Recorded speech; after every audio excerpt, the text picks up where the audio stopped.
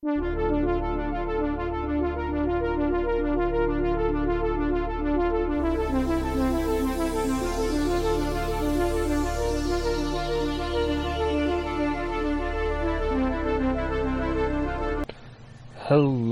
and welcome to Infinite Idiots. Yes, not another video this time, because we have another interview. As you probably noticed from the intro, this is another Dark Age interview. We don't have Dan with us because apparently somebody has jet lag. We have no sympathy with him because, somebody who spends 2 weeks in Jamaica doesn't deserve any sympathy. Even though he did miss his delivery of Salt Flat Nomads. So he knows they've been sat in the sorting office for 2 weeks on the other side of the Atlantic. But still, he doesn't deserve any sympathy. So with me again is Mr. Brian. Hello.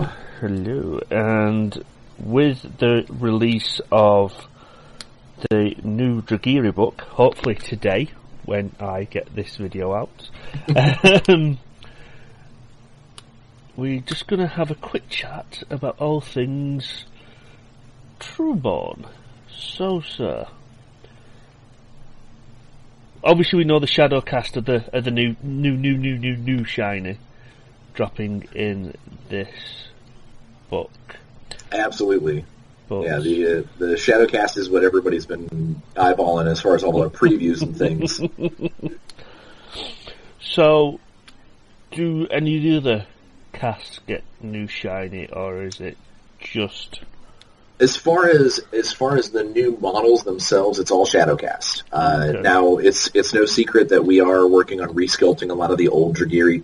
Models, and those are slowly kind of trickling out as we get them done. But one of the other things that we are doing, when you look through the Dragyri book, a lot of people who might have been playing a cast for a very long time might notice some of the rules have been tweaked for some of their models. Yeah, so apologies for that. Skype managed to fail me miserably, and then also managed to corrupt the recording file. Technology hates me. So we did miss a little bit of the fluff chat, but Brian does continue to talk about that when we dive back in. And just what you missed there was models have been tweaked, but it is not a major tweak, and just some of the rules that weren't getting used have been changed. Rules that were getting used a lot have been tweaked. So obviously the points cost going to the 25 increments. There have been some changes, but the models you've been playing with already will be the models you still play with. Still have that feel. To quote Brian, it was ninjas are still ninjas and they're certainly not tanks, which is a shame because ninja tanks would have been amazing. So we'll go back to Brian now. Thank you, and apologies again. Yeah, so we just do our best to make sure that every faction and every sub-faction gets at least some kind of mention in the story. And for me, it also gives me an opportunity kind of to tease a little bit about what's coming down the pipe. And then I'll let you know now that there's definitely a couple of pretty heavy teases in the Dragyri book. Not being subtle then. Not even. Well, what exactly we're teasing could be subtle, but there's a few of them that just terminology. When someone looks at something, we go, that doesn't sound like it used to, and there's a reason for that. Nice. So, as we know, all the Dragyri are coming together and sorting out the family issues. And I'm going to take it you're not going to tell me if they do succeed or not in the fluff. You know what? I won't tell you who comes out on top, but I will definitely let you know that there is, in fact, at the end of this book, a named Grand Arbiter of the Dragyri. Ooh. And with said Grand Arbiter comes a special new awesome rule. Our fluff Dark Age is very dominated by the fluff, and what happens in the game really kind of reflects on the models themselves, or what happens in the story reflects on the game itself. And so one of the things that we did is when we decided that the story was going to move in this way, and that this particular individual was going to become the Grand Arbiter of the Dragyri, that they were going to have some kind of influence on how the game plays. Excuse me. Okay. And so what we did is we came up with a rule called by the Grand Arbiter's Command. And basically, the Grand Arbiter has, through all these signs and prophecies and things, that there's some real bad stuff coming to this planet. The Dragyri see a reckoning, and this particular Grand Arbiter decides that the way that the Dragyri people can survive is by, at least in some capacity, starting to work together. For several hundred years, the Dragyri have been kind of at each other's throats, and begrudgingly the castes would work together when they could, when they had to. But on a general basis, the castes were very insular, and they've definitely stayed to themselves. So the Grand Arbiter Commands states that every Dragyri army, when you play your Dragyri army, you pick your elemental caste, and then up to 150 points of your army can actually be Trueborn models from one of the other the other castes, if you wish. Okay. You don't have to. It's not It's not like you must always have a model from this other caste or anything like that. But it allows a little bit of flexibility in what you want to bring. And because of that, I think there are going to be a lot of really cool combinations that people had never thought of before. Cool. So I bet that was in trying to balance. Well, when it comes down to it, the game themselves, the factions kind of balance very well with themselves. They figure out, kind of the overall scope of things. And if we get a unit balanced to the point where, it playtests really, really well, and we know that, okay, this guy works really well within his faction, unless it is glaring, unless it's just like, oh, yeah, there's no way if this guy gets to hang out with the Ice Cast, all is broken. The sheer, most of your big power player models, the models in these casts, the arbiters themselves, some of the big characters, they're a high enough point value that they can't really go play well with others. So for you to be able to take, you take one or two Trueborn from other casts, like I was saying earlier, with the different how the models themselves have gotten their abilities more streamlined, and they function a little more specific to their role rather than a general cast of this guy can do a little bit of everything. What that means is that with the whole Grand Arbiter's Commands is it allows you to have one or two models. Pretty much at most you can have one or two models because they have to be Trueborn models, and Trueborn all start at 75 points. Yeah. So at most you're going to have two models from other casts that come and play along. And I've already seen through our playtesters and stuff a couple of pretty nasty combinations, but nothing that screamed out to us as, oh man, this breaks the whole world.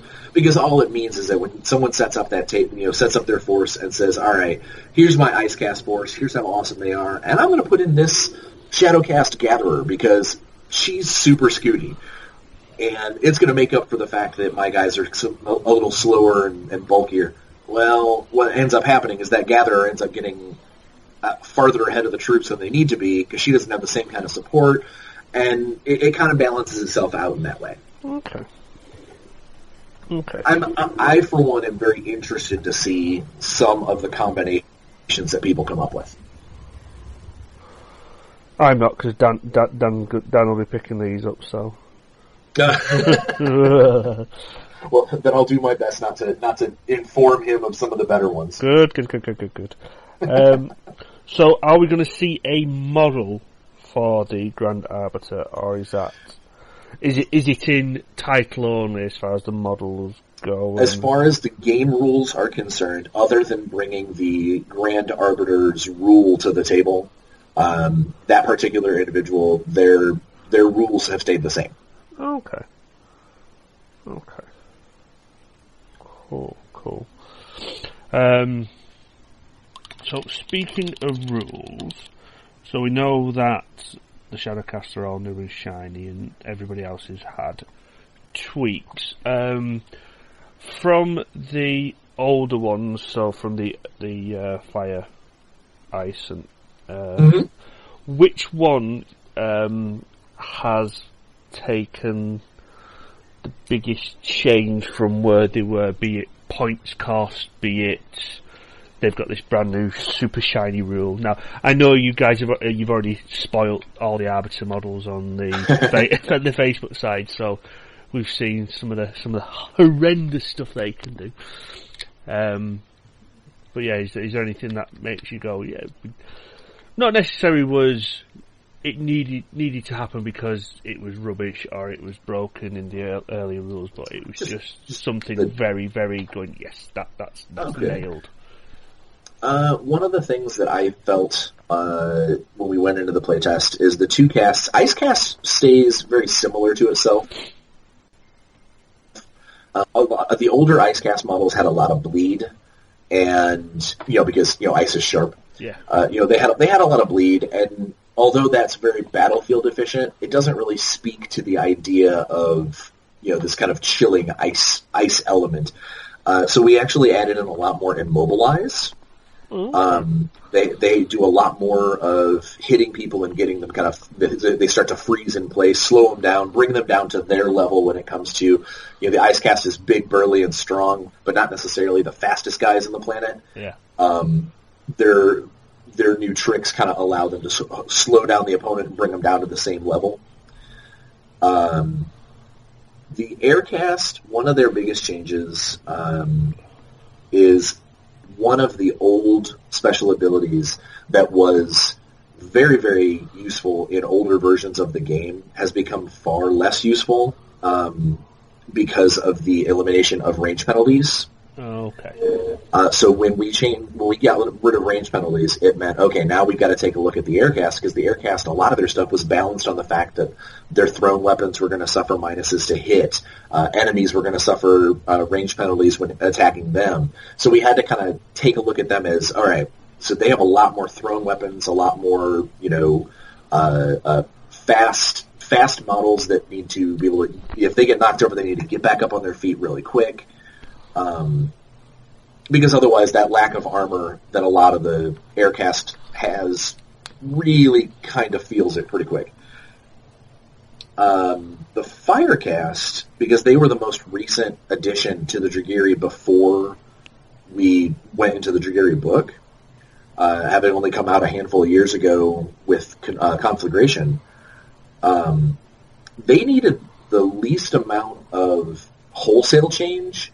There were just a couple of abilities that came out with them with Conflag that we realize now the execution on those abilities just wasn't right. It worked really well, but they had way too many power multipliers. They had the ability is like 10 different ways to set you on fire, which is awesome because they are the Firecast. But then they had all of these other abilities that just preyed on the fact that, okay, now that I've set you on fire, all of these hits are like getting hit by a truck. And anybody who's taken a look at some of the older books that we've already adopted, with like the Forsaken and now the Kukulkani, one of the things that people will notice is that universally power multipliers have gone down.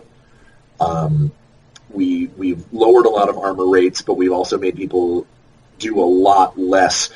Save 3 times, that doesn't happen nearly as much as it used to. And the Firecast used to be able to just fling that around like crazy. So now we've added more surgical strikes. They've got a lot of guys that do what I call 1-2 punches. Their first attack might knock you over, and their second attack is way more powerful if it hits you on the ground. Right. Whereas before, it was everything sets you on fire, and if you're on fire, everything hits ridiculously well. It was kind of a no-brainer before. Yeah. And now it requires a little bit more strategy, but still hits just as hard if you kind of figure out which these models need to do. And any Firecast players who are out there listening, since the cards and the books and the rules and stuff drop tomorrow, I have no problem telling people this. The Greater Fire Elemental is now way more usable than he ever was before. Mm-hmm. Okay. That we heard over and over and over again is the Greater Fire Elemental is too slow. Because he used to have a movement of 2, and right, okay, and to coin a good phrase from you, it was rubbish. He was a truck. He was amazing, but he never got anywhere.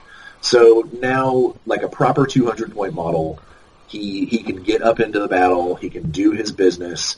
You don't have to worry about him being a late game model. He can be part of it pretty much from the beginning. Okay. So Firecast people rejoice. People who fight against Firecast quiver.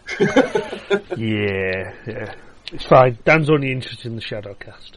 Okay. He better be anyway. Well, then those are all new toys for the. So, obviously, with the Shadowcast being the new boys on the block, do they have the same number of options as the other casts? So, absolutely. We went through and we made sure that.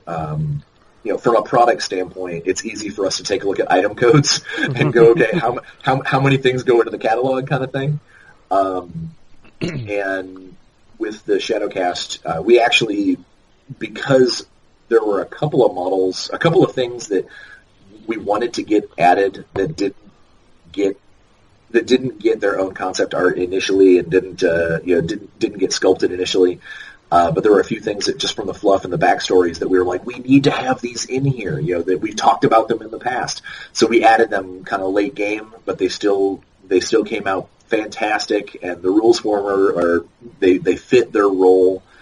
Again, since everything's coming out by the time this podcast comes out,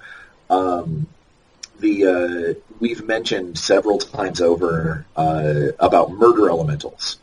Specifically, the Shadowcast they've whispered about their murder elementals, and in a book long ago, Devastation, I believe, we had the first glimpse of a Shadow Witch, of a Shadowcast person. This kind of, we didn't come out and say that she was a Shadowcast, but she was obviously Dragyri, and she was wielding darkness, and I mean.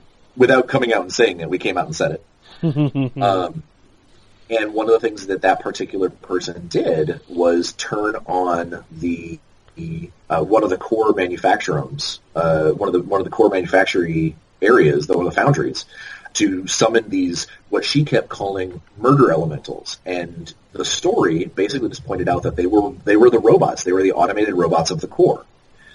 And so, from the very beginning of the Shadowcast, we've always wanted the Shadowcast to be able to have their own version of core robots. Mm. So they have a couple of different uses for some of the core models that already exist in the line. So players can buy a pack of menials that people normally would buy for core, paint them up a little different, maybe add a couple of extra bits and bobs to make them their own, and they now have one of their Shadowcast units. It's called the Shadow Menial, and they are effectively lesser murder elementals. Okay. Is this your way of buying into the Dragyri from your car?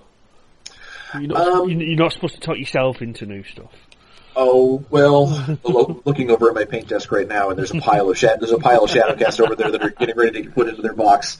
I'm actually headed up here in this weekend. I'm heading up to go play Ash Barker at a bunch of Dark Age, and I'm bringing my Shadowcast with me. So I've been frantically putting paint on model.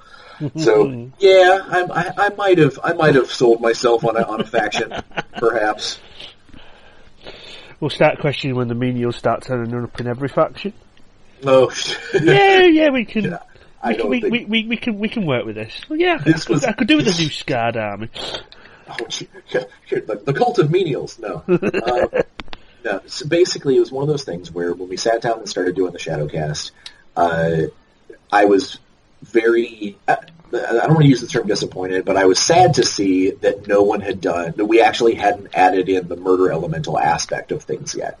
That that was something that we had talked about. This is one of those cases I mentioned earlier that Dark Age is a very fluff-driven game. Mm-hmm. Between the Immortals figures and new factions that appear in the stories, one of the things that we try our best to do is to make sure that our story matches the game. And so I knew that if we released a Shadowcast in the Dragyri book, and the only elemental that we had in there is the actual Shadow Elemental, someone would come out and say, hey, what happened to the murder elementals? Is this supposed to be the same thing? Is what's going on? And so something had to be done, and that was our decision, is that we would give people another reason to buy to buy the core models, or at least a few of them. Obviously it's not the whole line, that would be ridiculous. But just have a couple of the core models that have their own rules based off of the Shadowcast. And they're definitely their own unit. It's not like it's just a carbon copy, I can field models from the core force. They are their own unit, they just have to have the same miniature. Okay. So it's like, it's a brand new card. It's very much a Dragyri card. Put my teeth back in, a Dragyri model, it just so happens to be showing them. Absolutely. That's exactly it. It's got its own card, its own rules, its own art. We actually went through and did some concept art based off of the old core art that makes them into kind of showing what a Shadow Menial would be. Mm. And so that way, they are their own unit. It's just, for miniature purposes, someone just needs to grab the Menial bot pack and then paint them up however they want to match their Shadowcast. Okay.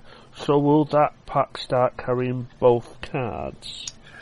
Absolutely. That's the intent. Cool. Obviously, all of our cards go onto our website. Yes, so if someone already owns the menials, like let's say that they are someone who already plays core and goes, man, I really want to play Shadowcast. I'll just use my existing menials. Well, they can just download the PDF of the cards and they'll have the rules right there.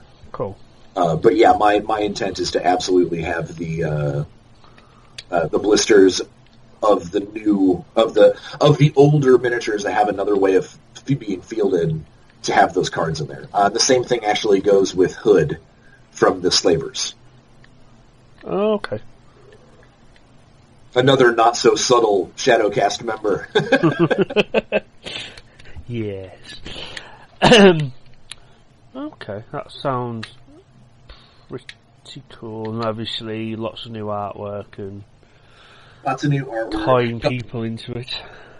Well, a couple of new like moments that were captured in the art. There's one particular piece where there is a saint that is kind of getting the worse end of a sword stick. So people will be interested to read who gets their stabbings.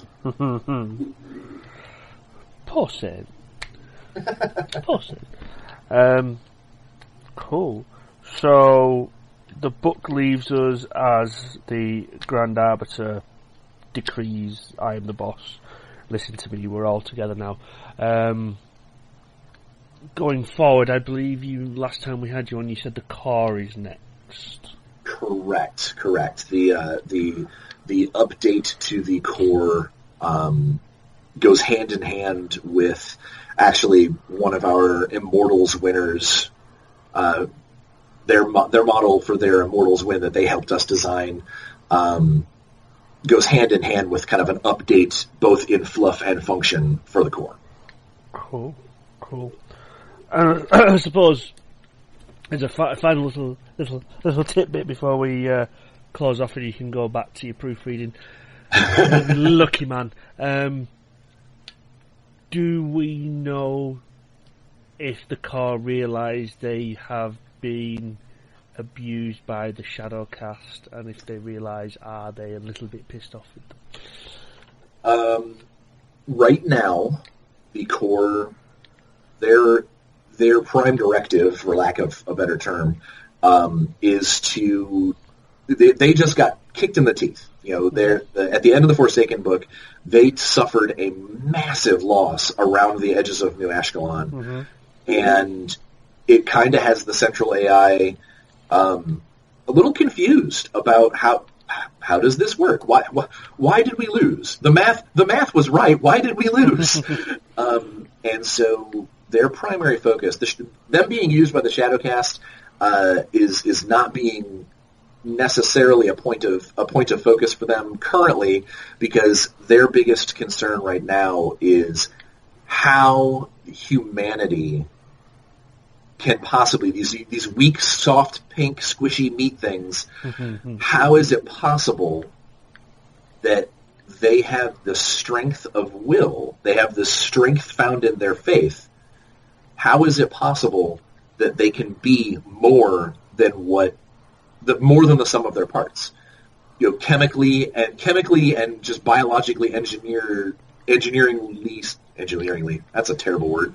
But speaking from the perspective of these robotic creatures, this computer program looking at a human being laid out on the dissection table, going, okay, these things should be unbelievably easy to kill and harvest, and why do we keep losing? And the number one thing that they keep running into is this sort of ambient feel of human willpower, just the sheer will to survive that humanity has. And the core are doing everything they can to understand that. And that's not something that you can really kind of quantify.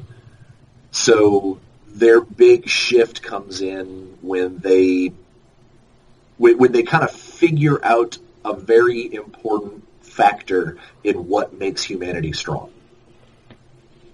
Are you saying the core find God? I'm saying that the core do understand what that is. Well, that's certainly a cliffhanger until we get you until next time. So, thank you for coming on. For all the people who've managed to get their hands on the Dragyri book, you lucky sods, and I'm sure this will tempt many people to join Dragyri, when clearly they shouldn't, because really they should join the K3, because that is by far the superior force. Well, not that I'm biased. Well, not that you're biased, of course. But you'll be happy to know that tomorrow is not just Happy Dragyri Day. We also have a bunch of faction starters dropping. But yes, for you in particular, the giant stone ape himself, the Tushanok, we are releasing him tomorrow as well. Very cool, very cool. So you'll be happy to know that you are not alone. The Dragyri are not going to leave you out in the cold. You'll have somebody cool coming out too. Is he all metal? No, he's a resin model. Damn it! I can't use him as a weapon if I lose.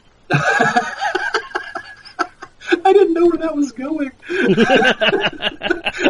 I thought, because normally when people ask between metal and resin, and I say resin, they're like, "Ooh, awesome! You won't be, 4 pounds." Well, there you go. That makes perfect sense. I'll keep bringing around my lump hammer with me. But anyway, well, thank you very much for coming on, and I am sure we will get you on in the near future to talk core. Absolutely. And I'm sure that will be a very long episode, because, somebody clearly loves the car. I am a fan because they were my baby, but I gotta say, this latest round of playtesting through the Dragyri,